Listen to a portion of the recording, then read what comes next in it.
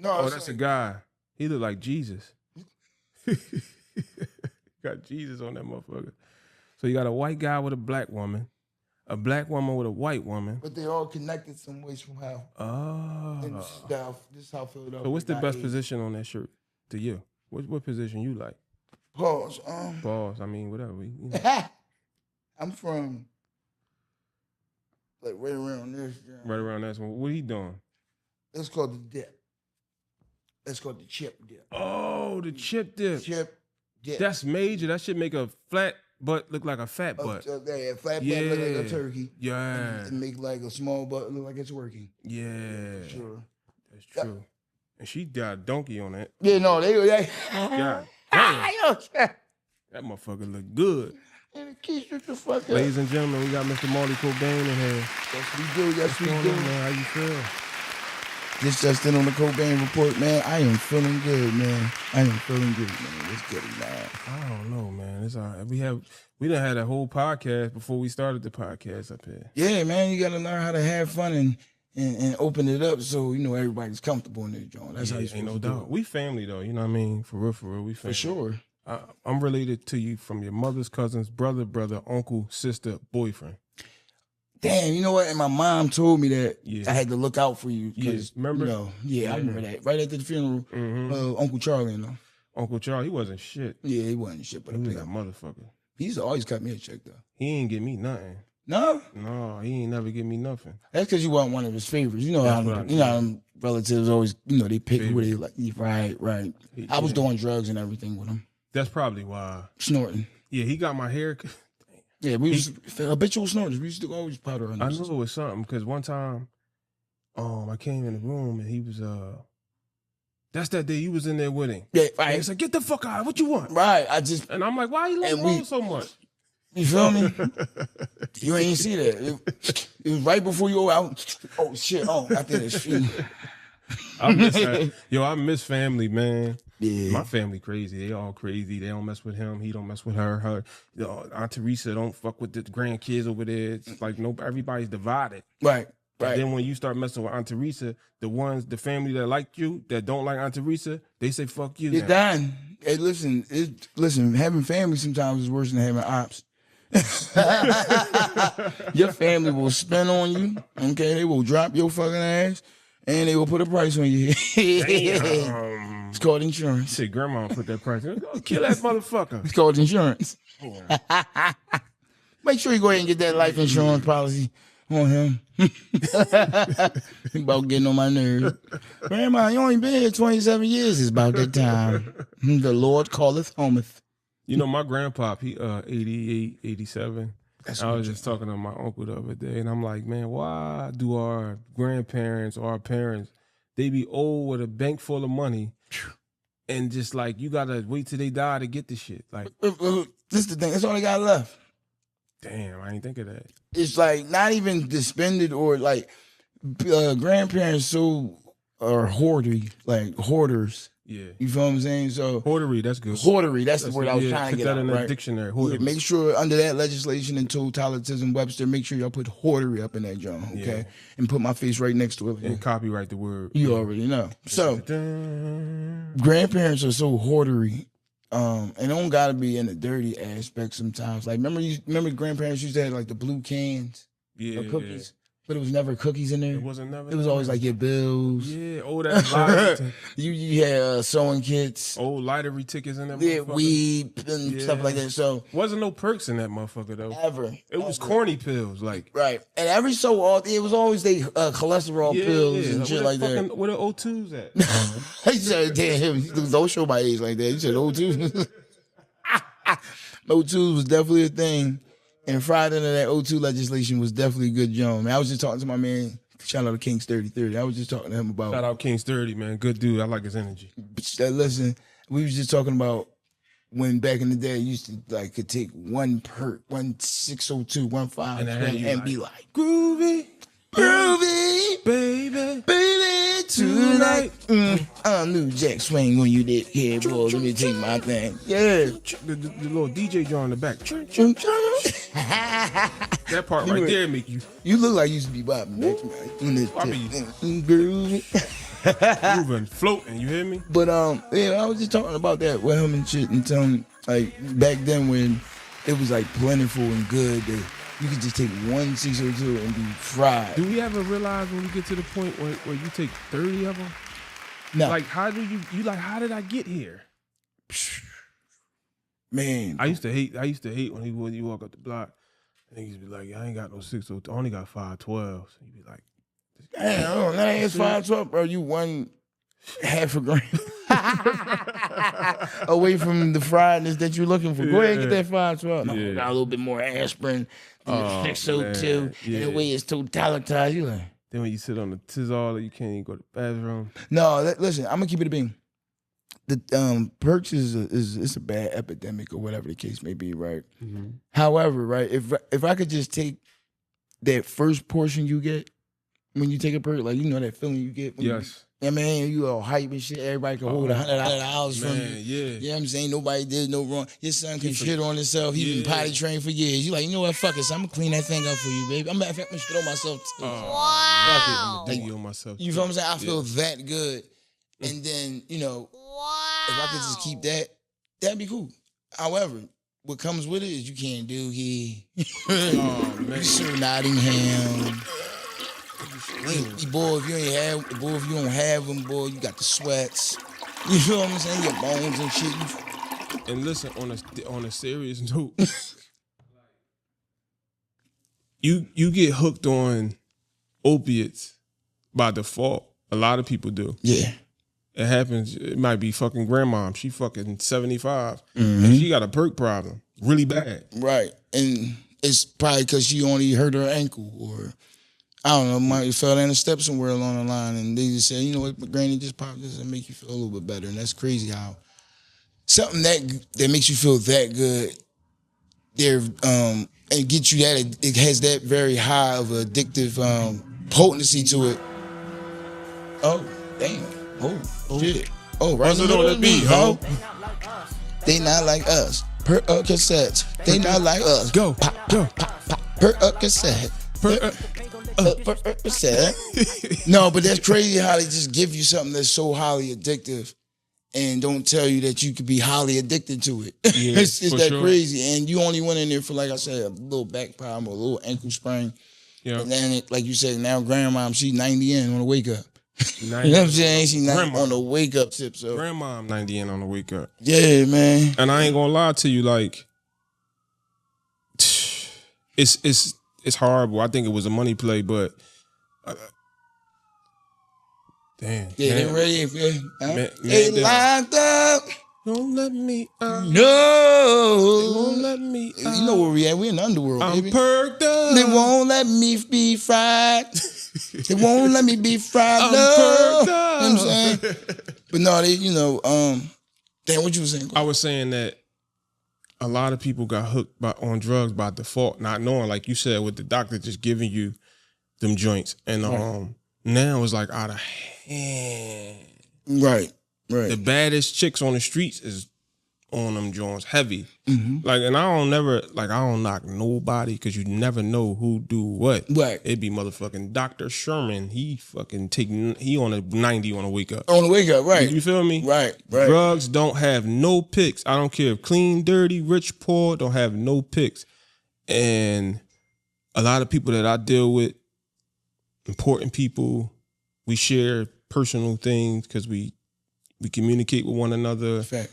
For just to comfort one another. And it's people that's hooked on drugs that you would never think that they hooked on drugs. And it ain't that they want to be, they just hooked on somehow, some way they got hooked on drugs. Right, right. So it's a real big problem. Mm-hmm. I think drugs become a problem when you really start to hit rock bottom. I think everybody should be sober, but if you're not, and it's taking over you potentially to really lose your life, or you can, be where K-Dot is, Right. you got to hold back. You got to hold back. Because everybody do their thing. Everybody cope with life, do their thing. Do their thing on their own. Like me personally, what people call it shot calling, whatever. I don't do that at all. Like I said, I feel like people in life got to deal with life on their own terms on how you going to be able to deal with it. Some people can deal with life sober. Not a cigarette, not no liquor, not no weed, nothing. Some people can actually function. They can get up and say, all right, damn, I know I'm addicted to this shot, but I'm going to take one in the morning and then one at night. You know what I'm saying? One when I wake up because I want to feel good, and one at night because I want to go to sleep. 1 in the morning, cool. But we might need 3 at night with these females we got. Yeah, no. I'm just talking about the person. But I'm talking about. I'm just breaking it down. You know, you got the fiend. You got the person that functional. You got the person that can be sober all day. Salute to them. I be like, you don't even smoke weed. Yeah, I'm like, damn, you are. But addiction is not just drugs. It's porn. Yeah, no. Addiction is whatever you let or whatever you overdo. Addiction could be gambling. Addiction could be, I don't know, like sneaker buying, stealing. Shout out to O. Yeah, I mean, yeah, he got a real bad sneaker addiction. He got a bad sneaker addiction, but he got a bad gambling habit. Oh yeah. Oschino he stopped. He said, "Bro, I stopped, man." I said, "Yeah." He stopped. Then 3 days later. He cooking his phone. I'm trying to break. He killing his phone. Or I'm on the phone with him. We might talk for hours on the phone. Right. I just hear this. Right. Shout out to O2, man. That's my dog, man. That's like when he quit gambling, he start, because you know when you quit a habit, you got to find another habit to replace it. So he starts spending more money. Like I start seeing him going out to eat. Right. Because he start having so much money. Right. He ain't know where to do, where to put it at or what to do. So yeah, you start seeing him in eye places. Oh, we proceed to be eye for him. What the hell you doing at Chick-fil-A 3 times a day? That nigga said, man, he lost so much money. He emailed me his statement from the gambling joint, 2 gambling joints, and he lost like a lot of money in a year. Right. And he like, yo, I'm like, bro, you lost this gambling is damn near worse than crack. Because you lose everything just like you lose everything with crack. Right. You feel me? Right. No, that's a fact. That's a Fendi fact. I feel like gambling might be worse than crack. It might be worse than crack because you can blow it all right there. Yeah. At least with, I don't know. Anything that I just feel like anything that you overdo is just a big detriment to you, period. Whether it's eating, whether it's overindulging, it could be positive too, but you overindulging into something that could be positive. You probably staying up all night trying to make sure that you got the right speech for or whatever's going on. It's not. You were saying something before I cut you off, and I apologize for cutting you off. No, cool. But you were saying something about taking the shot in the morning, at night. You were saying something I forgot. Did you forget as well? No, I'm saying like how people break it down. Like you got those people that can stand and be in life just sober. Yeah. Then you got a person that could just rationalize their shot. I'm gonna take one in the morning, do my thing, wakes me up, one at night. You feel what I'm saying? And they stick to that regimen. You got a person that might be a weekend warrior. You feel what I'm saying? Then you got the full-blown addict. You feel what I'm saying? And then you got the person that actually needs them. Right. You know what I'm saying? It's like really super duper levels to it and shit. What do you do when you need them? That's like crazy. Can't live without them. Like I'm talking about, you need them far as. Are you asking me? Do I take breaks? No. Nah, it's cool if you are. No, I'm not. Because I'm just going to tell you. No, I'm just. I can only speak for when I. No, I'm saying like, not need them as far as like getting high. I'm talking about need them as far as like your injury. Right. What do you do at that point? It'd be hard. Like I know everybody who need them due to their injury. I know they hooked on them. There's no way to not be. Right. You feel me? Some people really have pain and they need pain medicine. Like for real. Facts. So that's why I was asking, like, what do you do at that point? You try to bear with the pain? See, that's the thing. Like I've been only prescribed Percocets one time for a painful situation. I had got shot and I was prescribed 512s. However, ironically, I never went and busted script. Damn. For that, because at that particular point in time, I was already wrestling with my drug of choice at the time, which was E-bombs. Right. So in my head, it was like, why even crack this script open and I'm going to get addicted to the next situation when, no. So real rap, I never even cracked the script. So you never really got hooked on no perks or nothing like that? No. Damn. That's good. I'm like, again, I've indulged. Right. Absolutely. Heavy too. I've indulged and stuff. But it never been like a... No. Yeah, I never got hooked to the point where I needed to. O told me, I think he said 2006, he took E-bombs for 2 years straight. Oschino. And he was like, we was talking about the puffy shit. Right. And he was, I don't know if you seen that interview. I ain't watched it all the way through yet, but I'm still working on it, And he was like, I don't give a fuck what you say, Feast, because I was like, Puff paying a male prostitute to piss in Cassie mouth is not far-fetched to me. Right. People freaky. That's true. That's your phone going off? No. With the text? Oh, that's yours or his? No. Put it on... yeah, I got you. You know how to put it on silent? That's weird. It is a 16.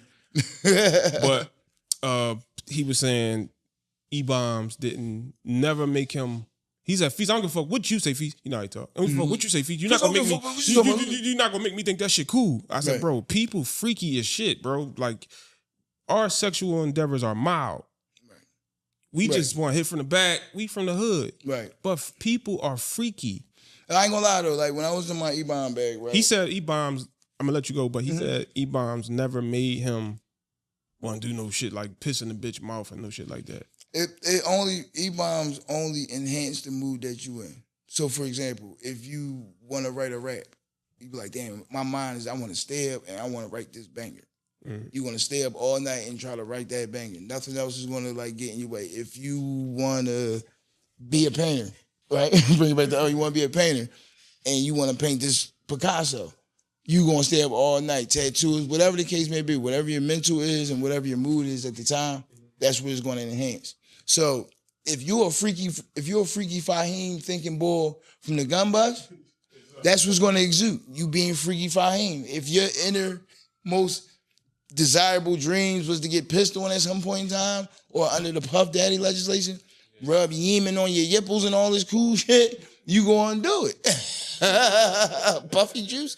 So, yeah, that was the thing with E-bombs. And me, I ain't gonna lie, me being off the bombs, I never had a moment ever in life. Never had, like you said, we are mild people. You know what I'm saying? I never had no extracurricular freaky Jason thought in my mind. Never. Never. Nothing I wanted to explore. No, I just want to bomb you from the back, or I just want to have a good time. I want you to ride me, suck me off. Whatever we get into under the regular legislation. Yeah, it's just gonna be very intense. Yeah. That's it. Yeah. Other than that, y'all going too far. I never took an E-bomb, ever. I never took an E-bomb. Stay there. You think I should? No, you should not. Oh. Leave that crack alone. That's crack. Yeah, the way people talk about it is very tensing. It's a bad joint, bro. It's a bad joint. Like I said, it could be a good or it bad could be. joint. It depends because I know people that be on them joints and be chilling. Right. They ain't no freaky shit going on. The worst they might got going on is their eyes big as hell. Yeah. But other than that, they chilling. They cool. But other niggas, I done seen other niggas go crazy too. Yeah. Well, like crazy mentally. Yeah, I was one of those guys. Like what? What happened? Like what you mean? So, all right. So when you take E-bombs or whatever, or ecstasy pills, generally, you know, it keeps you up. You know what I'm saying? Like Adderall and stuff like that. If you overdoing it, right, you start getting a case of psychosis and because of the non-sleeping. The non-sleeping shit. So yeah. You might think like my case and for my example, like you might overdo it. So remember I told you whatever mood that you in is going to enhance that. So while I'm overdoing it, that first day I did it, I probably was like, I'm gonna go fuck the shit out this bitch, boom, boom, boom. Mm-hmm. Now the next day I'm still doing it, but now my thoughts and my mood just switched over to something very rapidly and very intensely. Yeah. Now I probably thought about some nigga that I was going through it with. Mm-hmm. Now everybody's looking at me. Now everybody's after me. You know what I'm saying? Like paranoia. Paranoia, schizophrenia type shit. Like, Cause that's because no sleep. Sleep deprivation. Sleep deprivation. I seen it was a study they did in Tuskegee study or something like that. Mm-hmm. It was real life. They had a chamber and they had some type of gas that keeps you up. Right. They put 25 prisoners inside of this chamber. Mm-hmm. The third day, you start seeing, like, they was in this chamber, you start seeing them like they said the third day, a guy in there screamed so loud, he bust his vocal cords. You know how loud you gotta scream to do that? Right. They said around like the 5th or 6th day, they like turned the chambers off. And the people inside was like, they was mad to turn it on. Like, and they said throughout the day, they start eating themselves, eating their own stuff. Damn. So yeah, and that's crazy because in that moment, right, whatever your trip is your trip. yeah, You could be in zombie land for real, and you probably really think you a zombie, or you might think that sleep is no joke. yeah, that's your own bad. I stayed up for like 3 days one time, damn near editing, and like I could see whatever. Mm-hmm. Like I might move my hand like this, and my shadow might be on the wall, and I could see that like throughout it had you like weird. Right. So I can only imagine being up for days on some type of drug. And you like some niggas don't even like. I used to do it so bad to even all right to this point, right?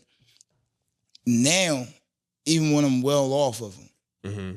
if I miss like a night of sleep, right, I be having to catch myself because I get that sleep deprivation quick. Yeah, like I get that feeling very quick now. Yeah. Where it used to take some time doing them joints, it took a toll on me.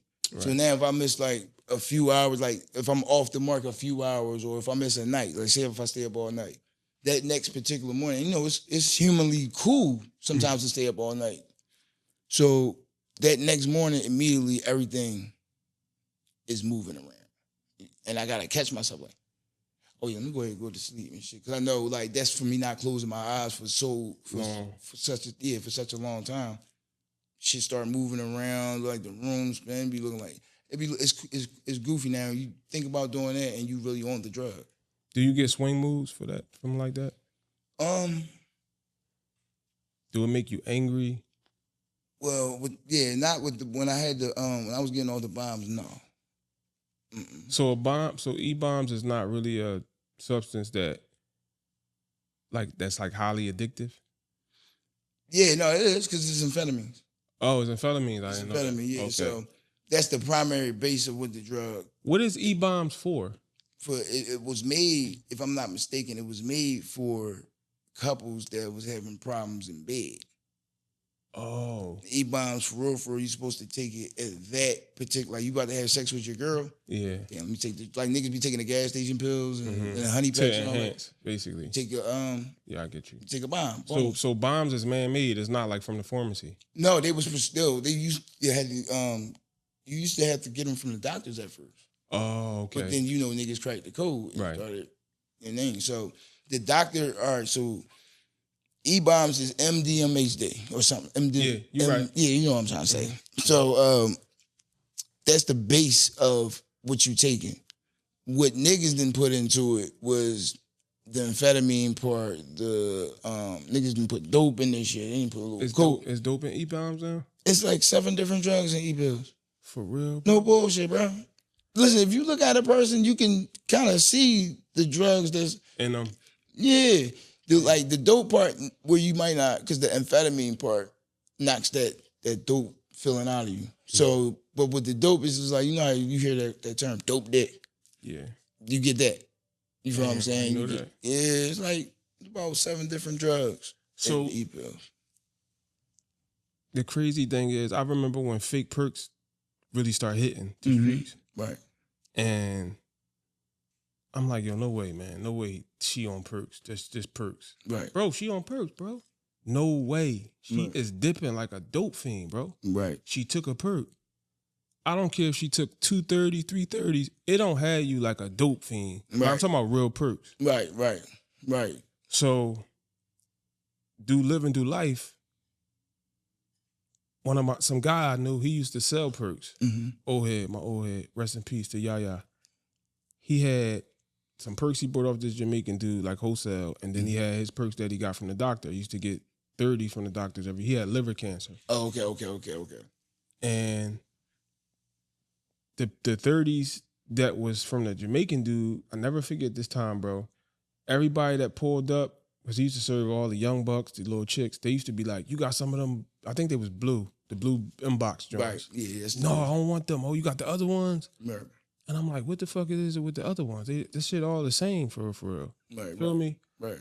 And the girl that took him, she was like, she stayed there that day, and she was so high. I told him, I said, bro, there's no way she just on a 30, bro. She got to be, I'm thinking she taking Zanies or something else with it. Right. Whole time is the fake ones. Now, what happens is when you take perks for so long, the fake ones, you want the fake ones. The real ones don't work. Right. You dig? Right. So it got to the point where people start knowing they was fake, but still wanted that. Let me get that, John. Because this my shot now. The real ones don't work because the fake ones got me fentanyl and more. You feel what I'm saying? Got about 4 different drugs in it. So now it's at a point where people is cool with the fake joints because it's like it's strong. You know what I mean? Right. So we in the world today where it's like, if we so far gone with the drugs, bro. Listen. And this is why I had to stop messing with the perky, because if the person wasn't going through what they was prescribed, you might be subject to have some fake Jones, and then I might be subject to punch you in your head because I still give a fuck about my body a little bit. Absolutely. I might want to die slow. I don't want to die expeditiously fast though. Right? You know what I'm saying? Like, let me choose my death, nigga, not you, because you want to get your little. And then niggas want to kill you for $30. Yeah. They want to murder. Think about it. They want to murder you for $30, so they can get that little bullshit ass A for gas, or make somebody else day feel a little bit better. Because Lil Raheem making it. He making the pills. He on the phone. He got the. He whipping that shit in his little pot like it's coke and all that. Yeah, bro. You like, damn, bro, you put all that in. You don't even. He on the phone though. He chilling the whole neighborhood with them. Once I realized a nigga will murder you about $30, because that's basically what they do. Oh, you saying? Oh yeah. When you serve me a fake joint, you trying to kill me. Yeah. You trying to kill me, because it's not like y'all telling us. Not like y'all telling us. Y'all not telling us and shit unless you really thorough with me. Yeah. So, and even at that, sometimes niggas don't tell you. So, with that being said, it's bad out here. It's really bad in Philadelphia. You gotta be careful, man. Yeah, not in just Philadelphia, but in places, period, man. It's bad. It's bad. So, like you said, you really gotta be careful out this joint when you doing your little thing. Yeah, I seen your journey, man. I seen you. You know who put you on? Who's that? I mean, I can tell you who I feel like. I know who put you on. Who put me on? Shady Black. No. And shout out Shady Black. That's my man. All right. That's my dog. But you all right? So, but what you mean by put me on? I want to hear what you mean. You good? Yeah. Like I feel like Shady Black put you on. If not put you on, because you put you on. Right. God. But if not put you on, he had a lot to do with it. All right. So you and Rizzy Rec Box. You and Rizzy Rec Box. Now this is from me. Mm-hmm. It ain't from nobody else's opinion or nothing. Mm-hmm. It was a time when y'all was killing the internet. Yeah. When Shady was buzzing. Mm-hmm. Because one thing I don't forget who people was, even if they still not that today. Fact. I don't never forget. Right. You a fucking legend, bro. I don't care if people don't pay you no mind, don't listen to your music or your songs or whatever. You still accomplish some things. You feel me? Right. And we not going to ignore the fact that Shady Black had, at one point, he had the internet on smash. He's a very talked about interesting individual at a particular point in time where social media was plentiful. Yeah. Plentiful, yup. And I think he used to bring you on the live a lot in Rizzy Rec Box. Mm-hmm. Yeah, right. A lot. Right. And excuse me for the music, y'all. That's all good, baby. We here to jam and have a good time. We having a great time. But he used to bring you on the live a lot. And I feel like you start like buzzing after that. You was real funny. You definitely brung your own flavor. And you had a name prior, and you know what I mean. But I feel like he definitely. I'm not gonna say put you on. Right. I'm gonna rephrase that. I feel like he definitely put some strength in your career. I want to say, shout out to Shady Black. That's my dog. What I can say, he was very intricate in my career, but not in a way where you might have thought. We used to always talk on the phone. He used to always give me advice. I mean, he used to tell me how to move in this industry.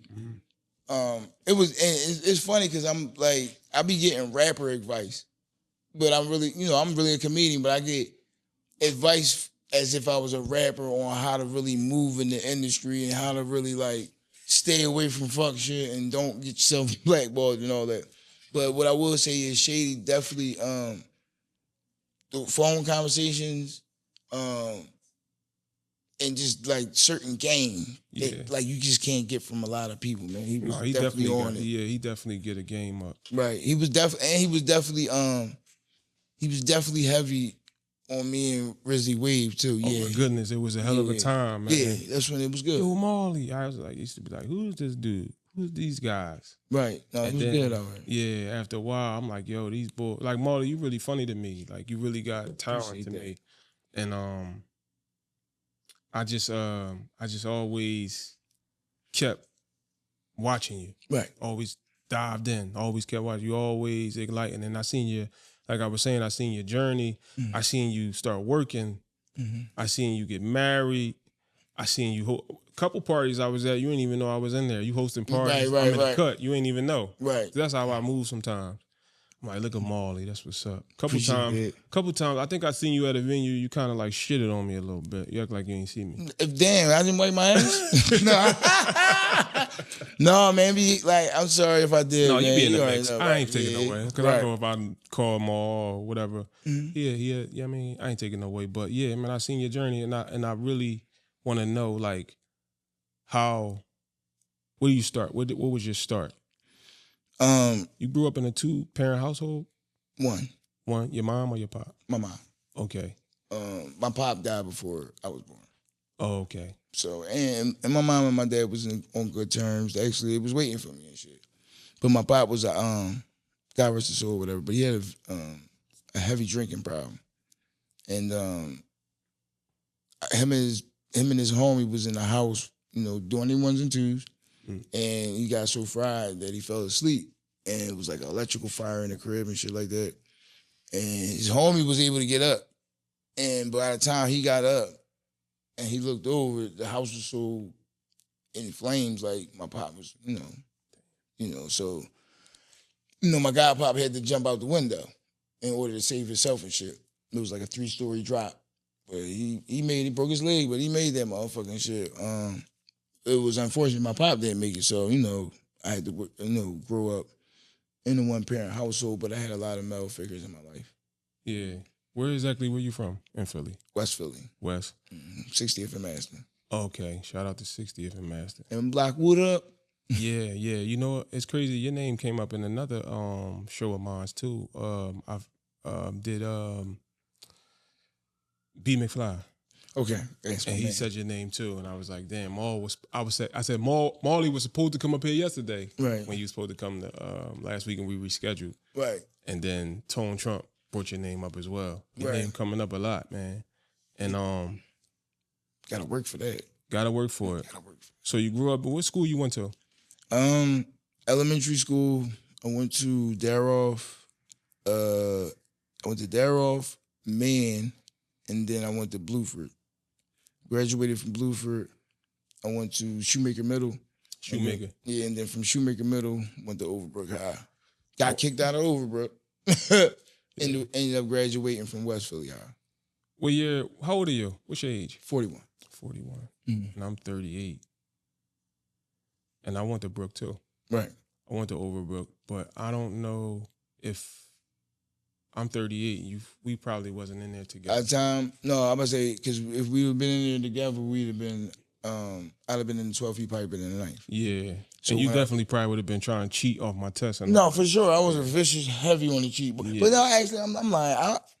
I actually was kind of smart. Oh yeah, you was intelligent in school. I was a little smart dude. I ain't gonna lie. There's a couple times I used to cheat, like copy people tests, and then I still fell. And I'm like, Motherfuckers was stupid as hell. I could have did my own test. Them niggas was stupid, and you was ubit. We're going right behind them dead kids. So what was growing up like up around 60th Street? Damn.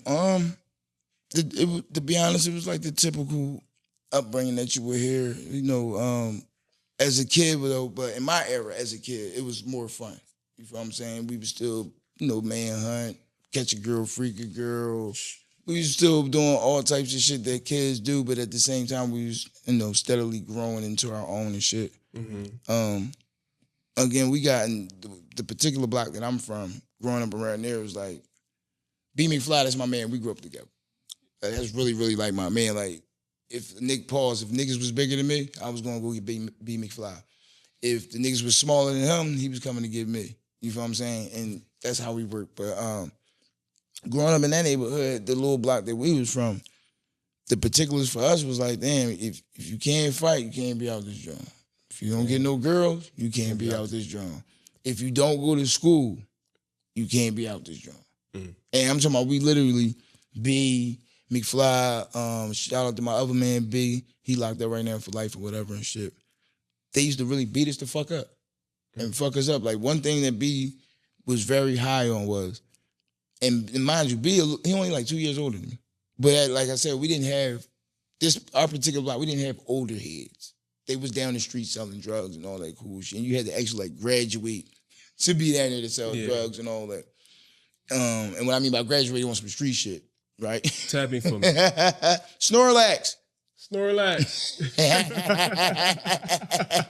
Shout out to 30 under the Sleepy Hollow legislation. 30 putting in that hard work. Yeah, so 30 over there snoring like we was talking about the 30s. Like, he on a 30 snore. And then taking the 30 nap.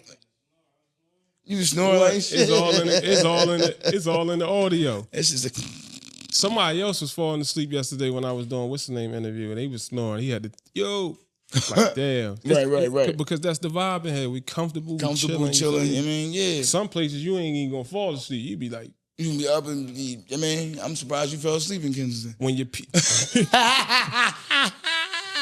and the zombie land. Shout out to my man, Pay Me Skrilla. Do. When your PTSD levels is down, you can relax. Yeah, real rap. You know what I mean? But yeah. So as far as the neighborhood and all that, we was just some typical young boys going through the typical everyday things that young adolescents go through. You feel what I'm saying? Just, small stuff, fights and things like that. Just had to be like I said, we was different. So you just had to be different. And around that time when because B. McFly, again, for all the positive, he put me on the block. Like he, brought me to the hood and was like, this your block. When you come home from school, like, this what we on. I mean, you got a problem in school, you come get me, yada, yada, yada. And it was just on from there. And we didn't do the typical shit that street niggas really did. Not all of us. We was more like a family just out there protecting each other. Right. You feel what I'm saying? Not too many of us sold work. Right. We didn't really run in people. All the shit that people or young boys was doing to get their name growing up. We ain't really get into that. We was vicious. College, go to school, stay out the way. Yo, yo. I'm interviewing Marley right now. He said he was a gangster on the streets and all that when y'all was growing up. Is that true? Come on, man. Come on, bro. Hey, yo, listen. Let them know what's going on, B. McFly. Let them know what's going on, baby. Cobain, we from the same block. Yes, sir. We done been shot at, shootouts. Talk to him. Street versus Lansdowne Avenue. Look it up. Talk to him. Look it up. That's a fact. And shout out to everybody that's from Lansdowne right now that's alive and active. We love y'all, man. Since he was a kid, man. We from the same block. I ain't even got to act like I don't know the nigga. Ain't no doubt. Look, when he told me he's from 60th Street, I said, oh yeah. I said, he said, man, B. McFly was like an old head to me, man. He showed me the ways. You hear me? He showed me the ways. So I said, let me call my guy. His favorite was my man. We was the same age, but his favorite was my man because my man was way hard, like he doing life. He's way harder than me. But he looked up to me for sure, though. Ain't no doubt. Ain't no doubt. And anytime I saw that nigga to fight, he's stepping up. He just said it. He just said it. He just said it. Yo, Bolly, fuck this nigga up. He's doing it. For sure. Listen, with people, a lot of people like I don't carry that. I don't carry that aura. You feel what I'm saying? Like if I'm a funny guy, I'm a funny guy. You ain't scared to fight. However, Yeah. No, However. Yeah. Hey, listen, man. I wanted to call and tap you in.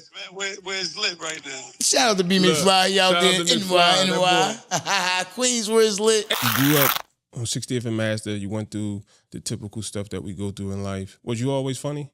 Yes. You always was big on the block? Mm-hmm. That was a part of my personality. Yeah. Sure. So you just naturally who you are. Mm-hmm. So the way you are, that's just you. You don't even got to try to be funny to be funny. No. It's never a serious moment. You seem like the person at a bed at a funeral. Yes. Like, Mom, why they put that shirt on him like that? Man, he look crazy with that shirt on the casket. Or I'm more of a silent bitter. Like I'm always this crazy. I'm always catching eye contact with somebody when some nut shit is going on.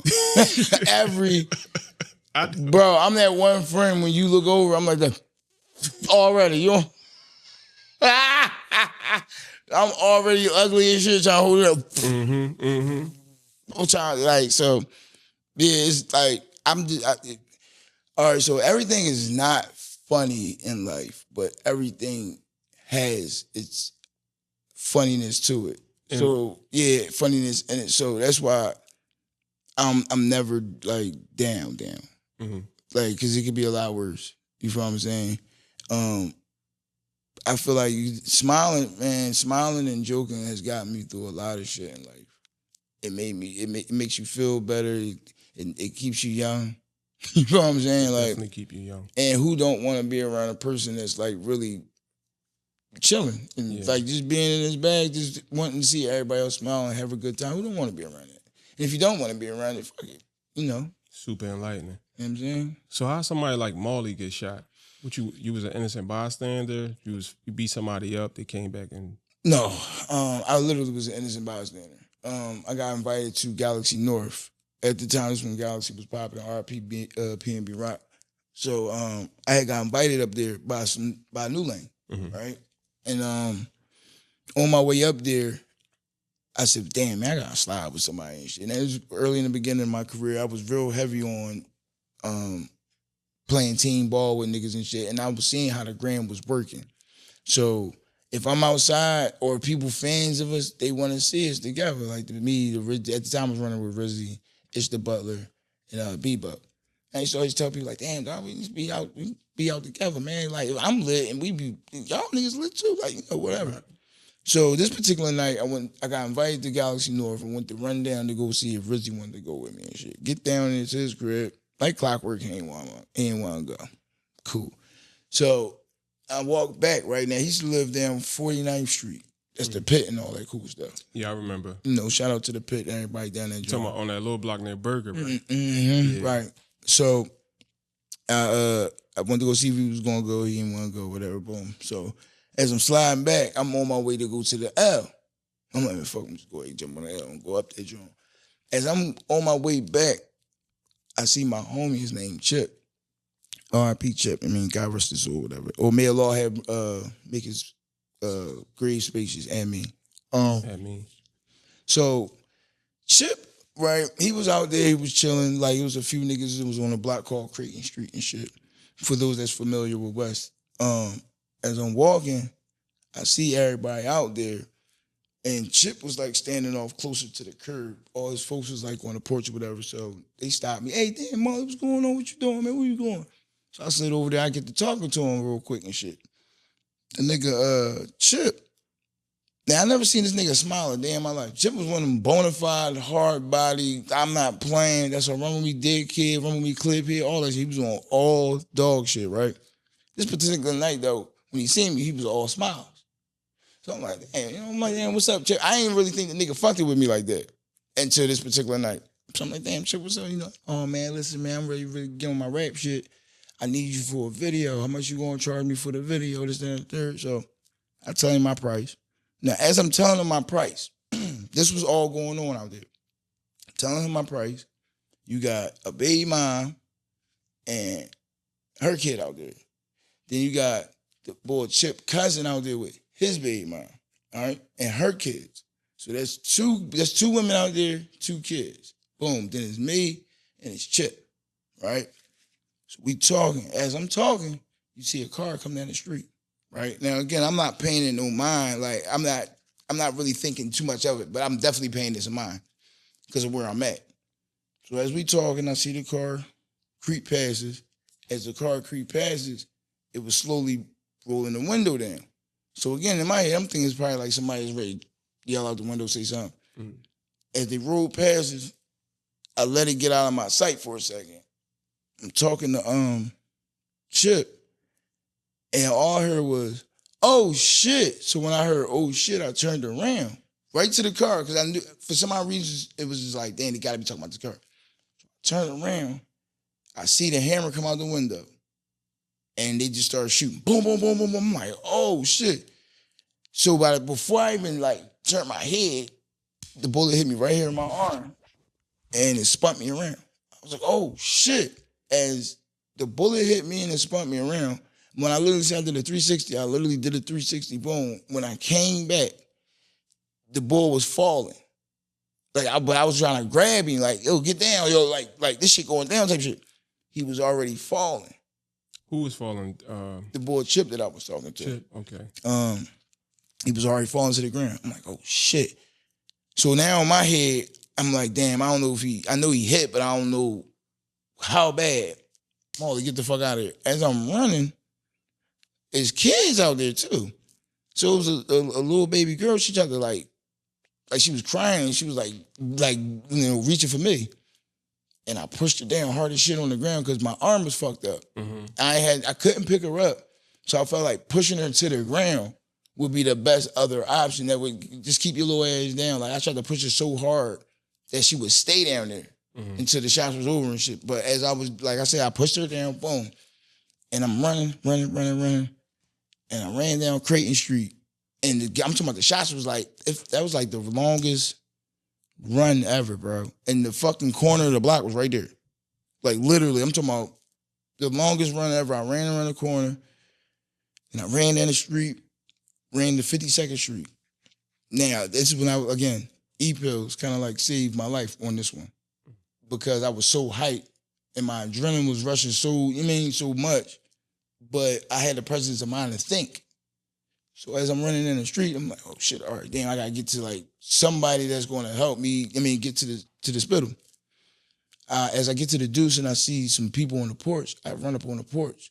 The motherfucker said, yo, get the fuck away from me, bro. Get off my porch. I'm like, yo, bro, I'm hit. Like, I'm shot. I don't have no guns, no nothing. I'm like an innocent bystander. He said, bro, go ahead. Go the fuck ahead. Like, he was ready to pull a strap on. I said, damn, all right, it's cool, fuck it. So I ran down the street. I seen a cop car. I banged on the window, boom. They get out, they open their trunk, they throw me in the trunk, because it was like a Jeep joint and shit. Throw me in the joint, they take me down to Presbyterian. By the time I get down there, I hear them say over the radio, or whatever they walkie-talkie. I think it was like the radio or walkie-talkie or something. I heard them say, 2 dead, 2 wounded. I knew I was one of the 2 wounded. I said, damn, like, them niggas killed. They unalived a female and main man. And it was all for him, though.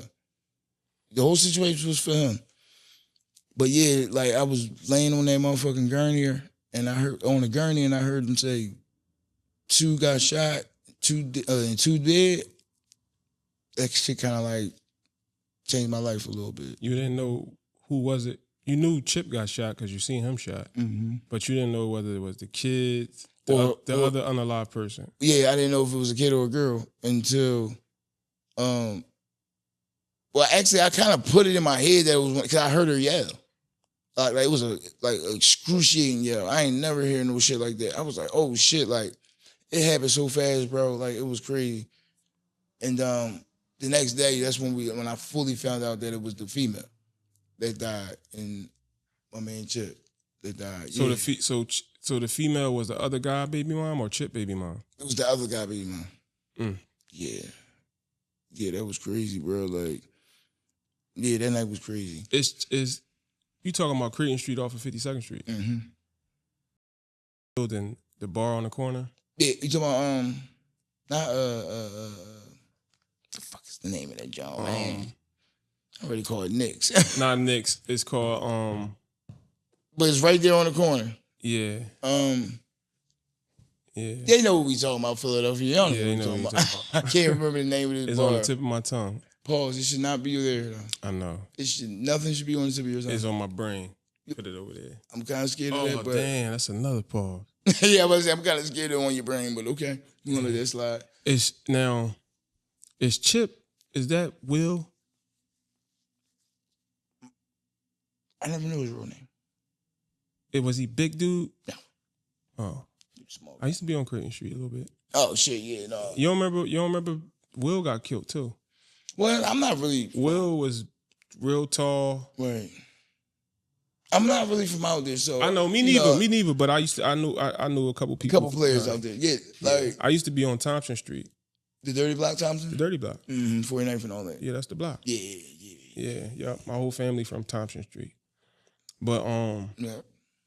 yeah, man, that's crazy, man. Just that fast, you having a good day. And then boom. That's why, like, even now, I don't even stop to sometimes I may see people I know when I'm going to go get my hair cut floating through the way. I don't even say what's up. I just act like I don't see nobody because what's up could lead to You chilling for a minute, and next thing you know, 5 minutes later, that was your life. Yeah. Right? And for real, to be honest with you, though, what happened after that was, anytime I see a gun, my anxiety go up. PTSD. Yeah, that shit fucks with me real bad. Like, I'm not scared of guns. I would use a gun. I would own a gun. Yeah. It's just that even if I, one day go to own a gun, I'm still going to be like, oh, shit. You know what I'm saying? Like, damn, I'm really ready to try to kill somebody. Like, one thing about PTSD is really real. Mm-hmm. Like, I had conversations with people. And when you start to really grow mentally, you realize people damage from poverty. PTSD ain't no joke. I might look at a video. That's why I don't like looking at certain videos. Mm-hmm. I look at a video, now I'm in my own house with my gun, like. Trigger warning. It's real. It's a trigger. So, after I got shot, it was a trigger for me too. And I got shot being an innocent bystander as well, breaking up a fight. Right. You know what I mean? And it raised my level of PTSD. It's real. It's not a game. At all, bro. Most people out here doing the killing and willing and shooting, they really never been shot at, or they never really went to war with somebody who's much as a killer as them. Mm-hmm. I would say that. Let a nigga be on your ass just as much as you be. That's going through it for me. That's really, like, when niggas was back in my day, not to sound like old, but you is though. Back in my day, little nigga, niggas used to go at each other, man. Like, you knew, like, damn. Them niggas, it was them niggas. Like, like, I don't think young boys nowadays don't have that. And then again, they might do. I don't know. Because I hate when I always do that to the young boys, too. Man, you ain't never had it as hard as us. Man, it might be 10 times harder. Might be 10 times. Real right, because we didn't have social media and all the other extra little shit that y'all got to bag a nigga in and all that. But, however, like you said, a lot of these guys, they're scared. I feel like a lot of these guys are scared. A lot of these guys is PTSD babies. They was around getting shot at. You know what I'm saying? Like, they put themselves in those little scenarios, so now you just by accident have something that you didn't really need to have. You could have been in the house playing a game. Yeah. You feel what I'm saying? So, yeah, man, this shit crazy. Yeah. You feel like after you got shot, you feel like that really drove you to another way of living? To be honest, nothing really changed. Like, I still was moving about because I feel like what's intended for me is intended for me. And that night was definitely like, it made me move. Like, I didn't go down the air like that no more. You know what I'm saying? Like, if I was down there, I'm straight to somebody's crib and I'm getting rides and all that. We're not doing too many walkthroughs in that joint. So as far as moving around that joint, yeah. But I didn't really changed much. I just grew PTSD, and I feel like if God gonna call me home, or if Allah gonna, bring me back home, He gonna bring me back home. Yeah, the So creed. The creed. If it's written, it's written. It's written, and I kind of really live life like that. Like, to be honest with you, like, if it's gonna happen, it's gonna happen. If I'm gonna check, unfortunately, I'm gonna check. Like, I can't do nothing to stop it. It's died. I check. Yeah, man, you get the dot. Yeah, man, if you gonna get the dollar, you can't do nothing about it. Yeah, you just go and check out. So, I always live life like that. Like, pretty much, like, damn, I got shot. In for real, on that aspect, it wasn't for me. I wasn't scared if y'all was gonna spin and feel like, damn, maybe we gotta get rid of Molly too, because I don't know shit that's going on. I don't know. Right. You feel me? So, yeah, I'm gonna walk life to life's according to the law.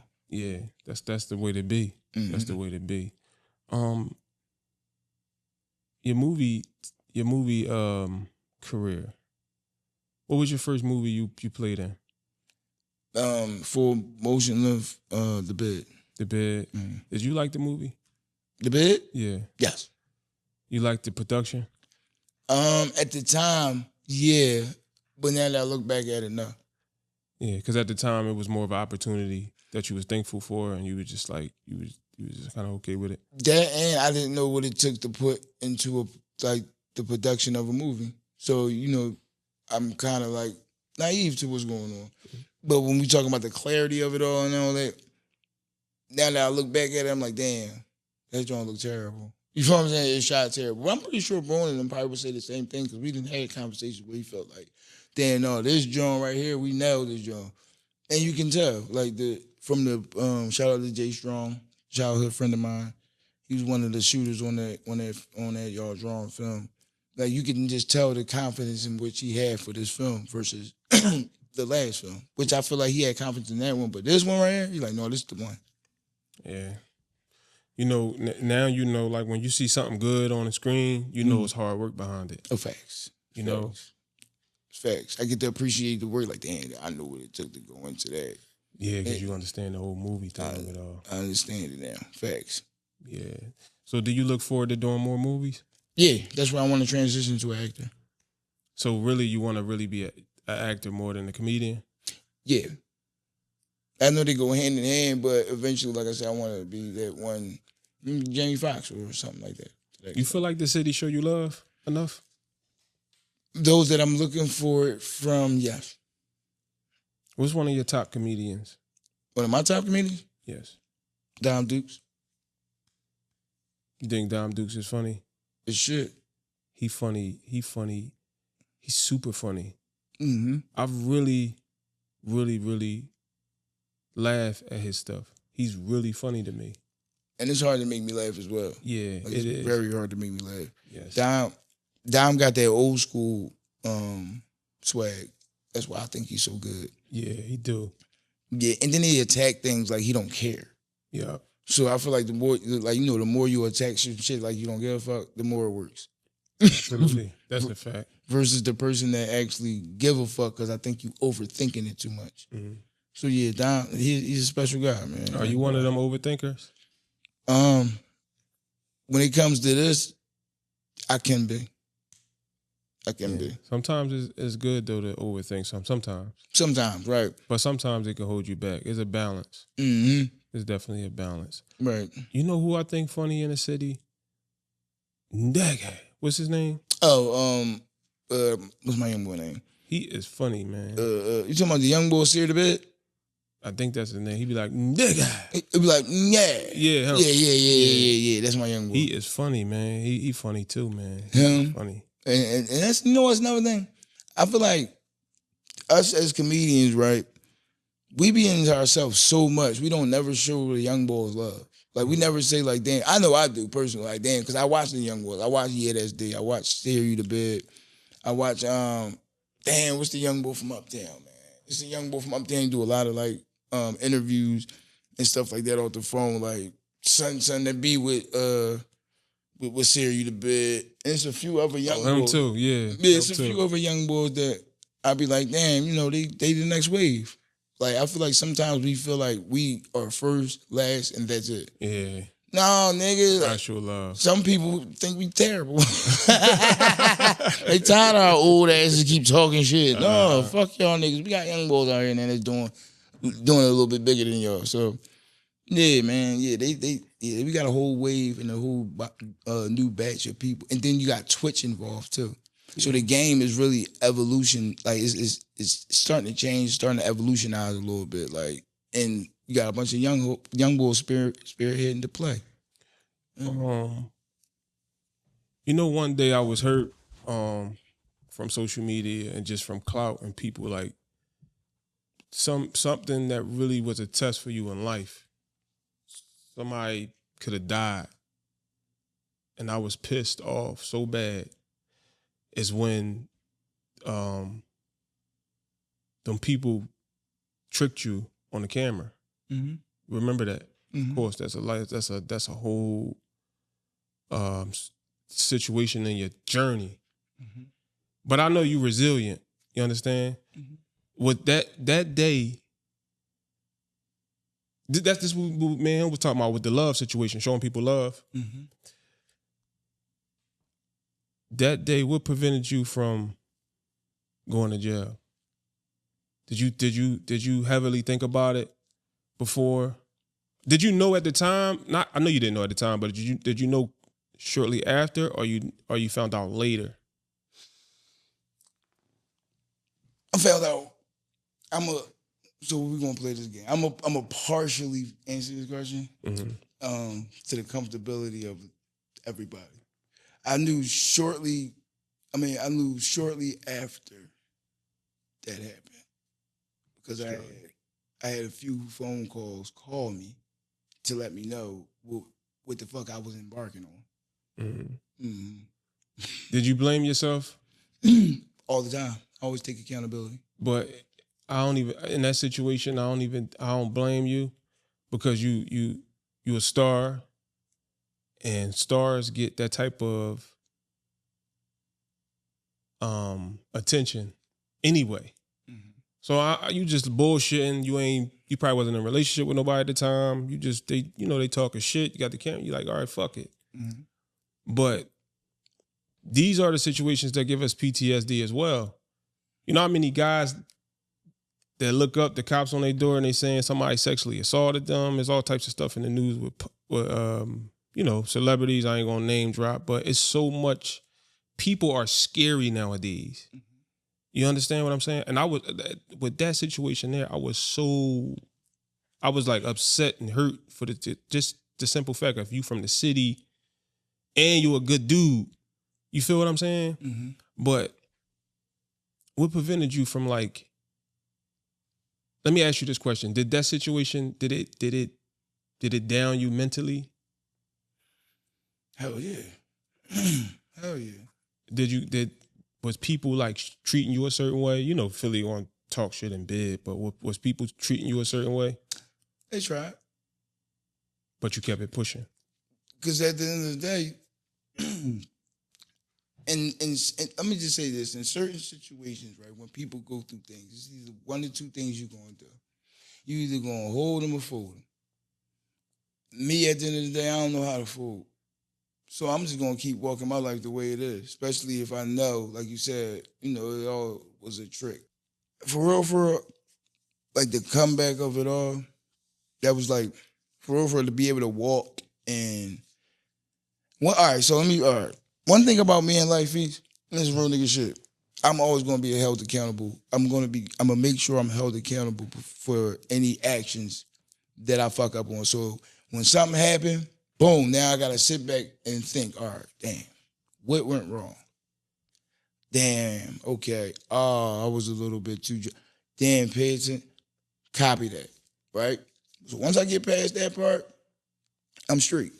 Yeah. People they don't take the accountability. They don't say like, damn, I wasn't supposed to be in this position at this time doing X, Y, and Z with whoever I was with, because I'm never doing this at this particular time in this position with X, Y, and Z. So that's why dumb shit happened to you, because you was doing dumb shit. You placed yourself in a dumb shit situation. So when dumb shit results happen, you got to be man enough to take. Just like a person let's say a person told, he's a rat, right? I don't get into none of that. Me neither. Right? That's something that a person has to live with. That's on that person. Cool. However, what makes me respect that person, right, is because if a nigga told and he bow out, all right, man, the gangster card go on. I'm gonna go ahead and get a job at ShopRite, be the supervisor. I'm gonna go ahead and take my family because all of that shit that I was on, that shit over, right? Mm-hmm. Me personally, I can respect that man. Why? Because he put his card up. He know he did what he did was wrong. That actually exits you out of the streets. Now I'm the supervisor right there. I don't even, my name on the gram, not even nothing that reflects the street, nigga. It's supervisor Earl _thorough. That's what it is. You know what I'm saying? Yeah. I respect that. Versus the nigga that's, and you probably are still this gangster person that will split a nigga melon open and all that. Cause you know what you told, you still the person that you are. You're still a man. You're still a person, you're still a gangster, you still a killer. Yes. You get what I'm saying? Mm-hmm. But I don't respect that though, me personally. Cause it's like, damn, bro, you cheating. Right. Like, stop the fuck out. Retire. It's over. Let me give it to you this way. A guy that tell in the streets, I respect it. Mm-hmm. You want to know why? Because there's no honor in the shit anyway. A real street nigga to me, and I'm saying I'm not saying I respect the fact of him telling part. I respect the streets for what it is. Mm-hmm. If a nigga kill somebody, grandma, or shoot a girl and anybody outside, kids and all that, you think they ain't gonna tell? Mm-hmm. A real street nigga is gonna do whatever he gotta do to win. Mm-hmm. A lot of us don't understand that. So when we in the game and we stand up and we ain't telling, we gonna lose. Mm-hmm. There's no honor amongst thieves. Mm-hmm. The streets is the streets. So when you speak of honor in the streets, it don't even match. You feel what I'm saying? It's like playing a video game and you're never going to win. That's why we not in them. Right. There's no honor in it. That shit is all make-believe. Whoever made it up. That's a rumble me dick shit. Because he probably not even around. So let me just say this. Let's go all the way back full circle. So I always believed as a man, you got to be held accountable for the things that you could have prevented. Yeah. Again, Molly is never in no casino. I don't do casinos. I don't even gamble unless I'm playfully gambling with my homies and all that. Yeah. So, at that point, it's like, damn, why cause harm? And I still have some right, but again, why cause harm to somebody or be mad at somebody when you weren't even supposed to be on it in the first? You weren't even supposed to be there. Yeah. In the first place. I like how. That's a grown man's approach.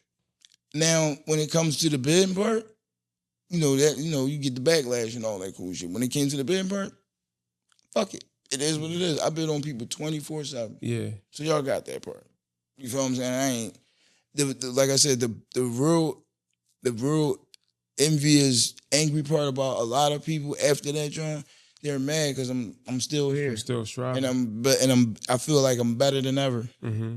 I feel like I'm better than ever. That's like a fact. Real rap. But anybody in their right mind, I always go with the right mind of the people. Mm-hmm. Like with the situation with me and Homeboy. Mm-hmm. I did a documentary. I did nothing wrong. I did no clout chasing. I didn't speak on him or nothing. It's people who really be like, well, that's your son, bro. You with clout chasing and da-da-da-da-da-da. They're not right-minded people to me. Right. I did it with the mother.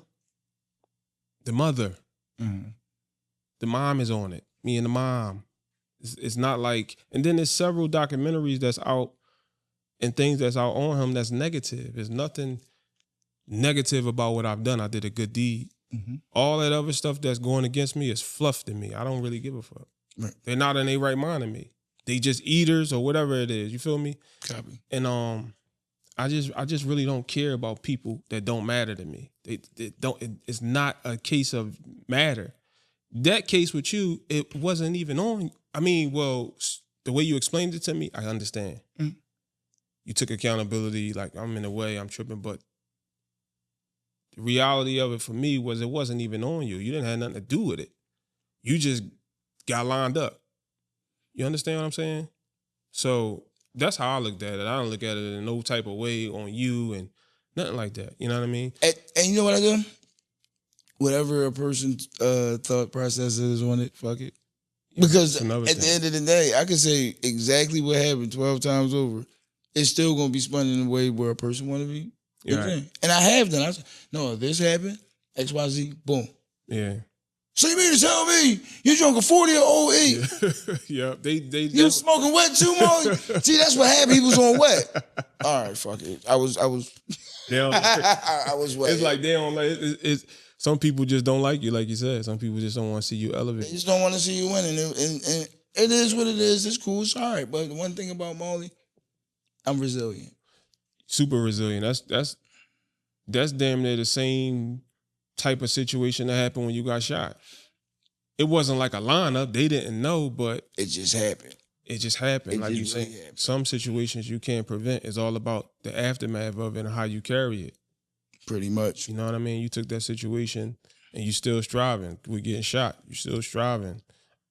I'm pretty sure a lot of other things happen. You still striving. You up here talking about drug addiction and how certain, like you, that's why I wanted to interview you, because you are one of them guys who really, you open book, you tell it like it is, how you feel it, and I F with that. You dig what I'm saying? I don't think you're gonna come up here and tell a bunch of lies and all that type of stuff. There's nothing to lie. Like, again, I'm in a real easy lane.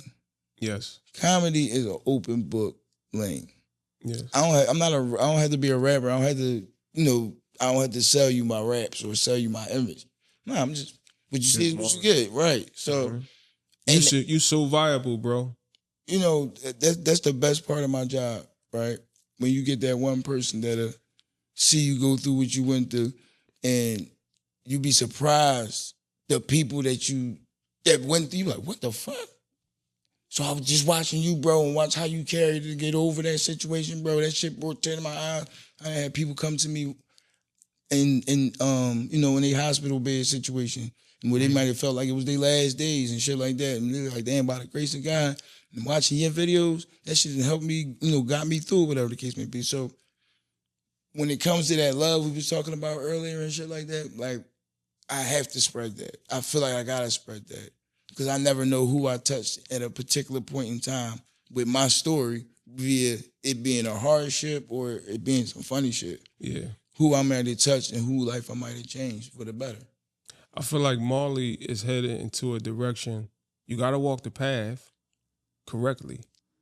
I feel like you headed into a direction that's like so like out of this world that you probably even can see. You got to walk the path though. Right. You got to walk the right way. If you go that way, it might not. I might fuck it up. You got it, bro. I ain't gonna lie to you. You got it. You got the personality. And then the movie thing, you got it. I feel like you're going to be one of the biggest. I feel like you got it. I can't even really explain it. You know what I'm saying? I feel Thank you.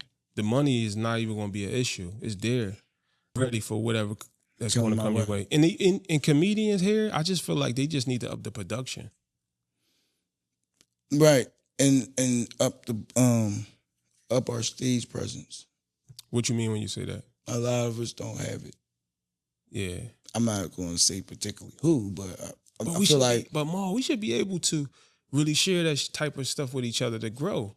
Yeah, but people not... We so emotional. We can't even... But let me tell you what goes on here. People get a wave and they want to keep it to their... Well, you know that. They want to keep it to themselves. They feel like everybody's stealing or their value is a little bit more valuable than the next person and so forth and so on. And it's more cutthroat here than it is other spaces and shit. So people are scared to get told, yo, that was ass on the stage, what you just did, bro. I feel like if you went about it this way, oh, you mean it's a hate thing. Yeah. No, bro, my man, you tell me all the time, bro, that wasn't there, that joke wasn't there. Or listen, you gotta do this joke like this. Or I got these jokes written down in my joint, boom, boom. This how you supposed to. Like, I'm down for constructive criticism, not just from my man, but from anybody that I consider helping me get to the next level. Right. Because I'm going constructive criticism your ass all day. If we cool, I want you to do better than what you doing. Yes. Straight up. So I feel like we missing that. You can't say nothing to nobody no more. Like you can't tell that nigga that bar was corny. You can't tell that nigga that joke was trash. You can't tell shorty her shoes was trash. Give them back to her girlfriend. You can't tell nobody shit. Like, it just is what it is. So when I talk about the Sturdy Heart Dynasty, right, that's a label, that's a family, that's a bunch of us. Yes. Owned by my man. It's a bunch of us that's together, that's not bigger than the program. The program is to make it. It's to pull the next person in and be valuable at that position in which we're trying to pull you in. Yeah. That's it. That's it. That's all. That's everything. If you ain't a part of that program, we can't do nothing with you. You still have a relationship with your mother? She passed away. Oh, yeah, your mother passed. Mm-hmm. What year? Oh, a year, 2016. Was you close to her before she passed? Best friend. Was you living with her? I just came home from jail. Oh, you did a jail bid, Ma? Yeah. Ma is this boy Marley is he done been shot. Swiss Army knife. He a gangster. Yeah, no, that was my best friend. That was the one that told me that comedy was gonna work when she was on her deathbed. I was, trying to help take care of her. She died from cancer. So I was trying to help take care of her, but at the same time, when it was opportunities to be seized, she would be encouraging me to go do it. Even when she was, again, on her last stage of cancer, just finished having a stroke or might need to help me wipe her butt or whatever the case may be and shit, she always encouraged me to go ahead and chase that dream.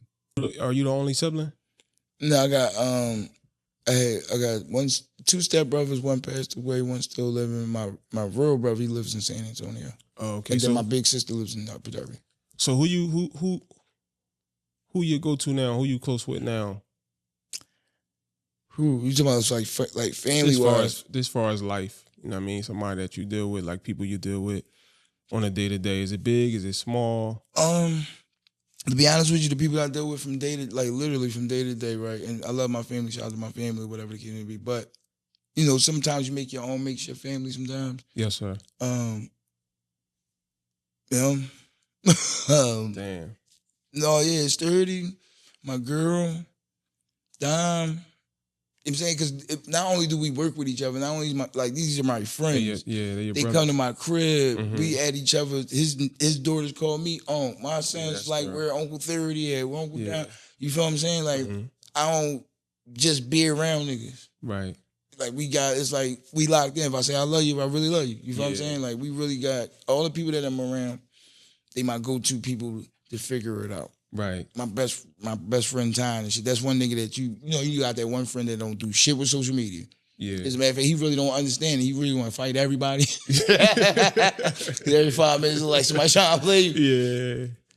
That's my best friend and shit. And that's the guys that I go to. That's the people. These are the people that I confide in. You feel what I'm saying? These are the people that make sure my mental is straight. Or whatever the case may be. Yeah. So when you had a son, right? Yeah, 2. You had 2 kids? I got 4. Oh, 4 altogether, but you had 2 2 sons. Woman that you with now, right? Mm-hmm. Damn, I feel like you only had 1. Matter of fact, no, when I realized you had 2, I was like, damn, it looked like it went like... It was. It was like it was in the process of just 1. They're like 15 months apart. Right. It's like that. It's like that one just came out of just nowhere. Like, right. I realized that a little while ago. That's my twin. How is this? How long you been in a relationship? 5 years. How is the whole relationship thing? Do your woman stay? Does she like your balance? She stay on your back or? Yeah, she stay on my back like a motherfucker. That's the reason why she really a major reason why I am who I am today. Yeah, that's what's up. That's love. That's love. How that whole thing is? How is like living? Having a family under y'all under the same roof, do you enjoy it? Yeah, I enjoy the pitfalls. I mean, the challenges. I enjoy the highs of it. Mm-hmm. that's for real. That's what I'm trying to maintain. That's my biggest thing. Like, I don't want my kids to grow up not having a 2-parent home. Yeah. So basically, me and her, we be it's kind of crazy. It's cool, or it's a good relationship, even when we trying to find new ways to fall in love with each other, or stay or keep that flame going. Because not only we just doing it for ourselves, we doing it for the kids too as well. Like, I didn't have a 2-parent household. She didn't have a 2-parent household. So it's like we really sacrificing to make this shit work for them too, our bonus kids as well. Like my daughter for her and her son for me. Yeah, so that's the biggest flex as well. Like, just keep they all under one roof, and we all taking care of them. The hard part is to me, and I know, time running, but the hard part for me, like you gotta, it's hard to really be a family man and hustle. Mm-hmm. Like, unfortunately, we was born without no legacy. Mm-hmm. I can't be a family man and hustle. Mm-hmm. So sometimes, like, my family, like, they be on the back burner. Mm-hmm. My wife be on the back burner for a long time, bro. And it's not purposely, it's just is what it is. It is what it is. And it's almost like you got to choose. But you going to be that dad that's going to be around with a little to nothing? Or you going to be that pop that's chasing and leave you something? Right. Because it's unfortunate. Some people are born with a legacy.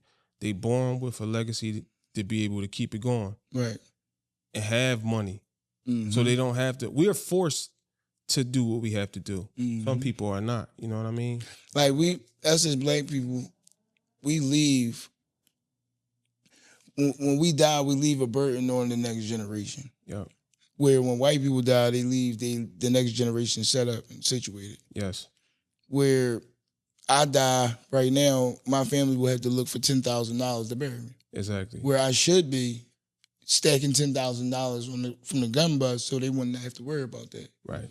We got to figure out and it's not. It is just black people. We got to figure out how to. Well, I'm gonna just say this: us as black people and us being as smart as we are, we got to figure out how to break that. Stop leaving the debt on the kids. The kids supposed to be walking right into comfortability, so they can be comfortable and leave for their next situation. So, me personally, that's what I'm trying to break for my kids. I'm trying to get established now, so they can. Fortunate, they got a little bit of taste of what it is to not have it, but not to the point where we broke or they fucked up. They spoiled as hell. Yeah. But this not having compared to us always having it, they gonna know the difference. And I want them to keep that shit rolling. So every day I'm out here, this is for generational. I'm trying to break generational curses and things like that. Yeah, that's what you understand that shit is real. It's not a game, bro. No, it's not, bro. That's one thing. I can't die and rest right if my family couldn't, or they not good. Right. You get what I'm saying? Like, I didn't leave them something. Like, no, fuck that. I always say this, Ma. Like, little Keisha get with little John. Keisha family is effed up. John family effed up. So now when they had a baby, the dad side effed up, then the mom side effed up. And then the baby do the same thing. She get with little Dan over there, his side, it just keeps going. Somebody gotta break Somebody gotta break it. Your daughter gotta marry somebody that at least got a family and something going on. You feel me? Right. Something gotta change with that, man. Something have to change. But I see you, bro. I see you, man. I really think you're gonna break the movie world.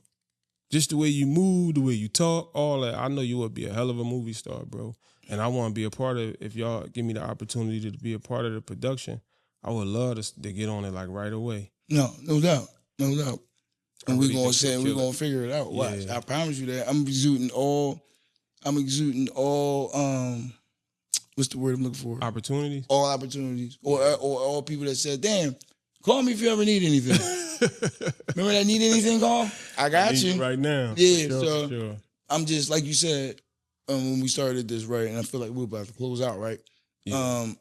But when we started this, it's all about taking big strides. And when I make that call to you and I say, yo, this is the idea I had. Can you do this? That'd be them big strides I'm talking about. Yeah.